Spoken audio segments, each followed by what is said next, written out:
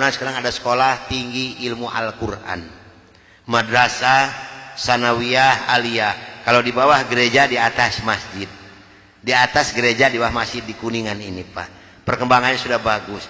Tinggal 45% lagi. Yang kedua di Cianjur, di Ciranjang. Kenapa ini sulit untuk disambungkan kembali Pak? Maaf. Karena kedua kabupaten ini dananya dipasok per bulan 1,6 miliar. Ini untuk dua daerah Pak. Kemarin seorang letkol dari Kodam mengatakan kepada saya, Pak Kiai betul-betul Nasrani ini jahat. Kenapa Pak? Kalau kolel saya katakan 8 miliar setiap bulan dikirimkan ke Indonesia untuk mengajukan Islam. Ini jangan salah Pak. Karena mereka punya program tersendiri. Di Islam Ustadz siapa yang menggaji Pak? Saya dulu tahun 64, 65 demi Allah gajinya sudah 6.700.000. Itu 64, 65 Pak. Sehingga begitu saya masuk Islam, maaf 13,9 miliar demi Allah tidak saya bawa serupiah pun. Begitu saya punya tugas mengajarkan Islam, berangkatlah dari Bandung jam 12 malam dengan sebuah kendaraan Kijang. Yang pegang sendiri sebelah kanan saya adalah Dr. Cornelis. Selama hidup saya memegang agama Nasrani, saya belum pernah mendengarkan adzan subuh. Adzan duhur, asar, maghrib dan isya saya tahu. Kalau adzan subuh kuping saya belum pernah mendengarkan, karena saya belum pernah bangun sesubuh itu. Begitu nyampe di Jakarta di Kampung Prapanca, bertepatan dengan berkumandangnya adzan subuh. Kata Dr. Cornelis kepada saya, "Bro, tolong dengarkan adzan orang Islam ini kok goblok sekali, aneh-aneh." Saya buka kaca jendela itu mau bisa dengarkan ini adzan. Betul bro, orang Islam ini kok adzannya aneh-aneh. Kebetulan di Jakarta di Kampung Prapanca ini saya mengontrak sebuah rumah yang besar khusus untuk penginjil. Yang punya rumah namanya Bapak Rosid. Beliau adalah seorang sarjana agama Islam yang mengajar sekolah dasar negeri. Kata Dr. Cornelis kepada saya, "Bro, karena bro sebagai pemimpin dan ketua kami yang berhak dan berani untuk menanyakan masalah ini, tolong besok tanyakan kalau kita sudah nyampe di rumah kontrakan." Oke, besok akan saya tanyakan. Begitu saya nyampe di rumah kontrakan, kendaraan saya masukkan ke dalam garasi dan sebagian barang-barang diturunkan. Kira-kira jam 7 pagi, Pak Rosid ini keluar dari rumahnya mau mengajar. Karena kebetulan rumah yang saya kontrak dengan rumah beliau bersebelahan, hanya terhalang oleh satu jalan yang kecil. Begitu saya lihat beliau sedang menyalakan sepeda motornya, saya memberanikan diri menghampiri dan menyapa beliau. Kata saya, "Selamat pagi Pak." "Oh selamat pagi Bapak Pendeta, kapan datang dan apa kabar?" "Baik Pak, dan baru saja saya tiba." Ngobrol punya ngobrol. Akhirnya saya memberanikan diri kepada beliau menanyakan tentang ajaran agama Islam. "Pak, apakah boleh saya bertanya kepada Bapak tentang ajaran agama Islam?" Dengan senyuman yang manis, muka yang cerah, beliau memberikan jawaban kepada saya. "Silahkan Bapak Pendeta." Dengan senang hati dan kedua tangan saya terbuka, insya Allah apa yang akan Bapak Pendeta tanyakan akan saya jawab. Mari Bapak Pendeta kita ke dalam rumah. Jangan ngobrol di luar, lebih luas kita ngobrol di dalam rumah. Saya dibawa masuk ke dalam rumah beliau, sehingga beliau ini berani mengorbankan tugas negaranya, tidak jadi mengajar karena ngobrol dengan saya sampai jam 3 sore. Yang pertama sekali saya tanyakan kepada beliau adalah tentang azan. "Pak, kenapa orang Islam ini kok adanya aneh-aneh?"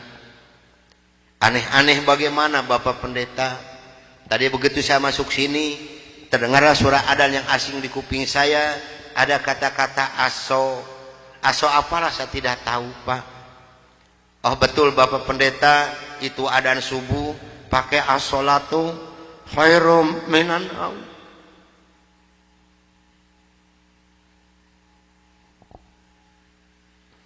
Apa artinya Pak? Beliau memberikan jawaban kepada saya, lebih baik sholat daripada. Bukan semakin tertarik kepada Islam, tidak, tapi saya semakin membenci. Kenapa? Karena iri di dalam hati saya. Kenapa orang Islam ini berani meninggalkan tidurnya untuk melaksanakan ibadat kepada Tuhannya dengan kata-kata yang ada di adzan ini? Maka timbullah kata-kata yang keluar dari mulut saya yang sangat dan sangat menyakitkan Bapak Rosi dan umat Islam yang lainnya. Kata saya, kalau begini orang Islam ini lebih goblok lagi, kapan molornya kalau sholat melulu? Dulu sebelum saya mengenal kepada Islam, banyak sekali yang beliau terangkan kepada saya tentang ajaran agama Islam, dan akhirnya beliau memberikan satu Al-Quran dengan terjemah produksi Departemen Agama. Kata beliau kepada saya, ini untuk Bapak Pendeta kalau memerlukan, tapi kalau tidak tolong kembalikan kepada saya. Saya terima ini Al-Quranul Karim. Kira-kira jam 3 lebih saya keluar dari rumah beliau, masuk rumah kontrakan saya. Begitu saya nyampe di rumah kontrakan, saya langsung ditegur oleh rekan-rekan saya, termasuk oleh Dr. Cornelis dan Dr. Johan. Dari mana Brur, kok dari pagi sampai sore begini baru pulang? Sedangkan jam 4 sore ini Brur harus memimpin kami untuk membawa umat Islam yang ada di kampung Prapanca ini. Maka saya katakan kepada rekan saya bahwa saya sudah menanyakan tentang azan dan saya diberikan satu Al-Quran ini. Ini ditertawakan semua oleh rekan saya. Seharusnya sore itu saya memimpin penginjilan. Entah kenapa saya ini malas sama sekali untuk melaksanakan tugas. Mungkin ini sudah jalan dari Allah Subhanahu wa Ta'ala. Maka saya punya tugas, saya serahkan kepada Dr. Cornelis dan Dr. Johan. Brur, tolong pimpin misi kita ini. Tolong pimpin penginjilan kita ini, bawa umat Islam sebanyak-banyak yang ada di kampung Prapanca ini, dan ini dananya 16 juta, tolong bagikan kepada mereka. Pakaian, beras, indomie, susu, gula pasir, dan kebutuhan hidup sehari-hari yang sudah tersedia di dalam kendaraan, silahkan bagikan, harus tepat pada sasaran. Berangkatlah rekan 14 ini menjajakan agama door to door dengan bermodalkan uang 16 juta, pakaian dan kebutuhan hidup sehari-hari. Saya hanya di rumah sendiri sambil melihat-lihat luarnya Al-Quran, karena saya belum hafal huruf Arab, yang saya baca hanya terjemahnya saja. Begitu saya akan membuka Al-Quran, terlebih dahulu saya berdoa dulu pada Tuhan saya yang saya yakini dulu. Bapa di dalam surga, dalam nama Tuhan Yesus Kristus, saya datang di bawah kaki-Mu Tuhan. Saya mohon petunjuk dan pertolongan daripada-Mu Tuhan. Tolong celikan mata hati saya dan bukakan mulut saya. Tolong celikan mata penglihatan saya dan bukakan alat pendengaran saya. Saya akan membaca kitabnya orang-orang kafir. Tapi semakin saya berdoa pada Tuhan saya,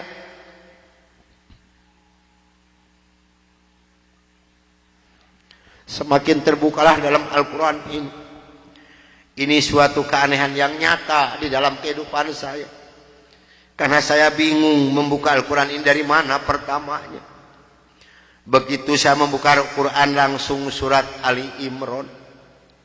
Di dalam surat Ali Imran ini timbul kembali keanehan yang kedua di dalam benak saya. Kenapa dalam surat Ali Imran ini kok hanya 2 ayat yang diberi tanda merah, yang lain tidak ada? Yaitu Ali Imran 85 dan 102. Ini kalau ibu dan bapak percaya pada iman saya, selama 3 bulan kurang lebih saya tidak pernah merasakan tidur. Hanya membolak-balik membaca arti daripada 2 ayat ini saja. Disitulah taufik dan hidayah masuk pada diri saya. Bergemetarlah seluruh tubuh saya ini. Bergejolaklah di dalam dada saya ini. Bahkan dalam hati kecil saya mengatakan, hanya Islamlah yang benar. Hanya Islam yang dapat menyelamatkan umat manusia. Maka saya harus berani mengatakan kepada rekan saya, apapun yang akan terjadi, saya siap untuk menerima risikonya. Atas bimbingan dan pelajaran dari Bapak Rosid, atas petunjuk dan petuah dari Bapak Rosid, saya memberanikan diri menghampiri rekan saya 14 yang sedang mengadakan kebaktian doa. Saya katakan kepada rekan saya, bahwa mulai hari ini, jam ini, menit ini, saya akan mengundurkan diri dari penginjilan. Saya akan menyerahkan sebagai ketua misionaris pada Anda semua. Karena saya hari ini akan mencari agama yang baru, itu agama Islam.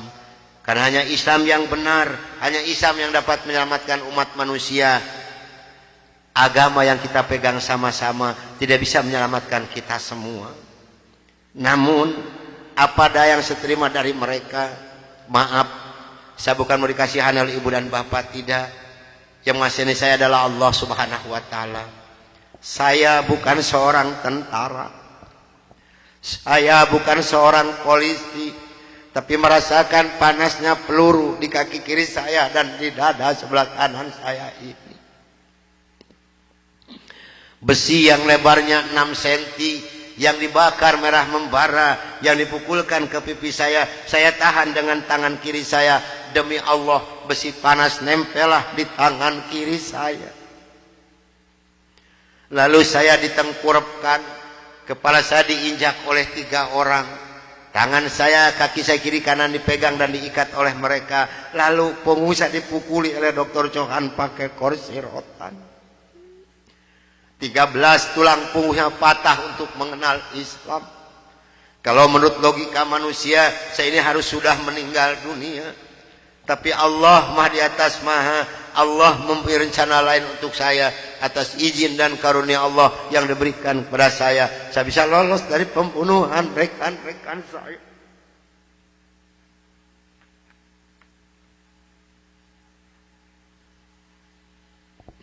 Sambil merasakan panasnya di kaki kiri saya dan di dada sebelah kanan saya. Pedihnya di tangan saya. Ngilunya di punggung saya. Saya loncat keluar dari rumah sambil berteriak mengucapkan La ilaha illallah Muhammadur Rasulullah. Padahal ini asing di mulut saya. Belum pernah ada seorang pun yang mengajarkan kalimat thayyibah di dalam mulut saya ini. Belum pernah sekalipun saya belajar kalimat thayyibah di dalam mulut saya ini. Ini maunah yang pertama Allah berikan melalui mulut saya. Dan alhamdulillah saya mendapatkan pertolongan dari seorang cim-cim yang beragama Buddha. Saya dibawa masuk ke dalam rumah beliau. Lalu baju saya digunting jadi satu dengan kulit. Lalu yang bekas luka besi panas dari kocrotin pakai kecap oleh beliau.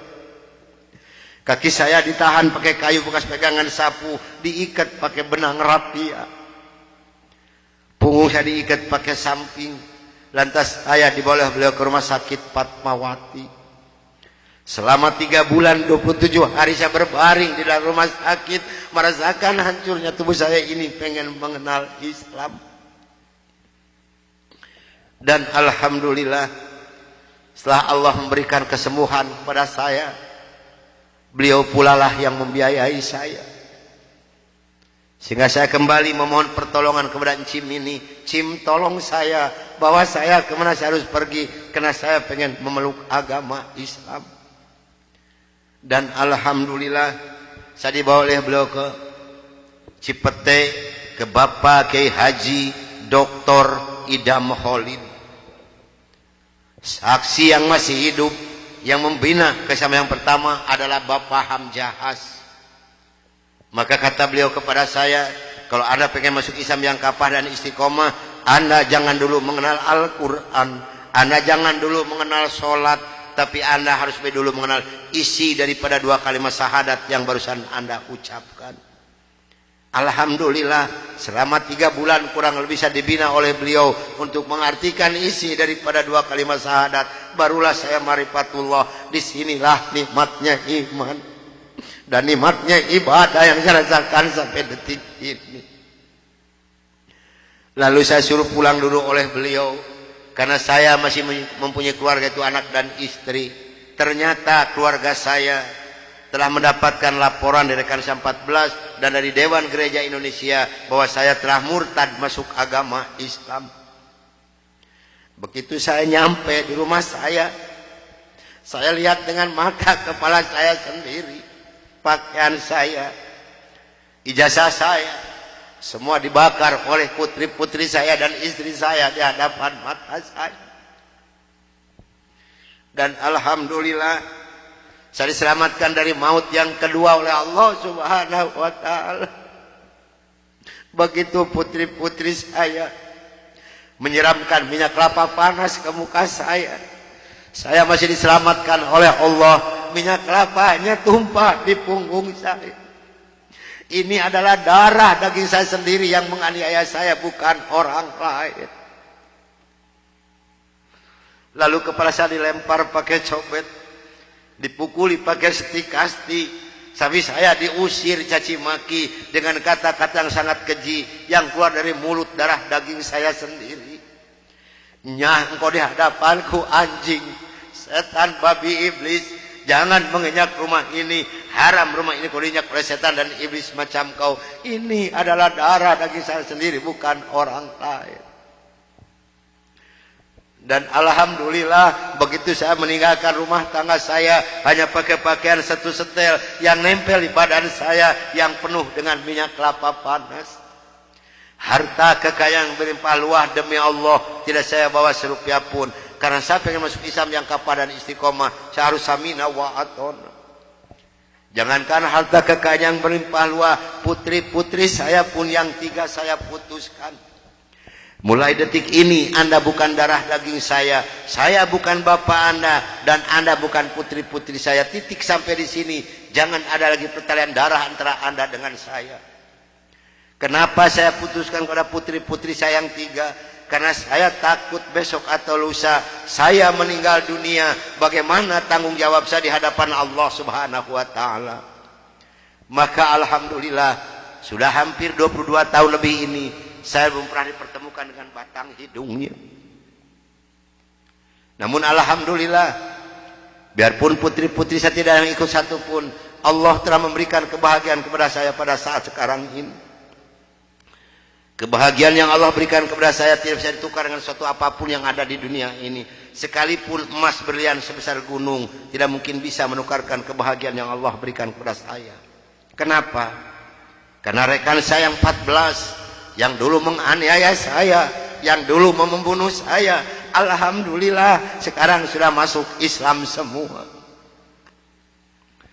Sekarang sedang jihad fisabilillah, sedang membela agama Allah, yaitu siar agama Islam di daerah-daerah Nasrani. Itu yang pertama di Papua Barat, di Manokwari. Yang kedua di NTT, Kampung Kalabai, Kabupaten Alor. Yang ketiga di Kalimantan Tengah, di Sampit. Saya mohon bantuan doa dari ibu dan bapak yang hadir malam ini, agar saya dengan rekan saya diberikan kekuatan oleh Allah Subhanahu wa taala. Kalau ibu dan bapak pengen tahu dakwah Islam daerah Nasrani, demi Allah ini tantangannya adalah nyawa. Saya pun di Manokwari sedang menanak nasi, Pak, Bu. Kalau Allah sudah mengizinkan saya harus meninggal, saya dipanah, ini kenal kemaluan saya. Allah belum menghendaki saya untuk meninggal, hanya 3 cm jaraknya dipanah. Sedangkan panah di Manokwari demi Allah bukan 1,20 meter panjangnya, tapi 1,60 meter panjangnya. Ujungnya sudah pakai racun. Ini perjuangan membela agama Allah daerah Nasrani. Alhamdulillah perkembangan Islam di daerah Manokwari. Padahal Manokwari ini akan dijadikan kota Injil. Kalau Manokwari sudah jadi kota Injil, yang pertama tidak boleh ada adzan berkumandang, tidak boleh mendirikan masjid, tidak boleh ada perempuan yang berjilbab. Alhamdulillah di sana ada 297 orang yang masuk agama Islam, termasuk orang yang memanah saya. Kemarin tanggal 17 Desember saya baru selesai membuat masjid. Dari mana biayanya? Dari hasil pengajian saya. Saya mohon bantuan doa, karena kadang-kadang rekan saya di sana, Pak, maaf, 10 hari lebih tidak pernah ketemu nasi. Yang dimakan oleh rekan saya singkong direbus, yang penting terganjal perut, karena sulit mencari dana untuk dakwah di Islam ini. Dari mana makan mereka sehari-hari? Maaf, dari hasil pengajian saya. Karena mereka lepas dari gereja tidak ada santunan apapun. Siapa yang harus bertanggung jawab? Kita inilah sebagai umat muslim. Di Kalimantan Tengah ada 192 orang. Di sana, Pak, demi Allah tidak ada masjid satupun. Gereja ada 9. Paling banyak isi gereja 15 orang. Kalau saya mengadakan sholat berjamaah di Kalimantan ini, pakai kompas di luar, di lapangan. Di atas disiram oleh mereka. Saya hanya bisa berdoa, ya Allah berikan taufik dan hidayah bagi mereka, karena mereka tidak tahu kedatangan saya ini mau apa. Alhamdulillah 4 hari kemudian 8 orang yang masuk agama Islam, maka berjumlah 192 orang yang ibu dan neneknya yang kupingnya pada panjang-panjang. Saya mohon bantuan doa, karena saya sedang membebaskan tanah untuk pembangunan masjid. Mudah-mudahan Allah memberikan jalan untuk saya untuk melunasi tanah di sana, untuk pembangunan masjid di sana. Nah hadirin ikhwatul iman rahimakumullah yang hadir malam ini, barangkali, tapi sebelumnya saya mohon maaf yang sebesar-besarnya, barangkali ibu dan bapak mau ikut berjuang membela agama Allah, menyisihkan sedikit rezeki untuk pembebasan tanah di Kalimantan ini, insya Allah hubungi saya. Tapi yang penting adalah doa, karena doa lebih dulu nyampe di hadapan Allah subhanahu wa ta'ala. Nah hadirin ikhwatul iman rahimakumullah, itulah mungkin tausiah saya yang saya bisa sampaikan malam ini. Mudah-mudahan ada manfaat guna untuk ibu dan bapak.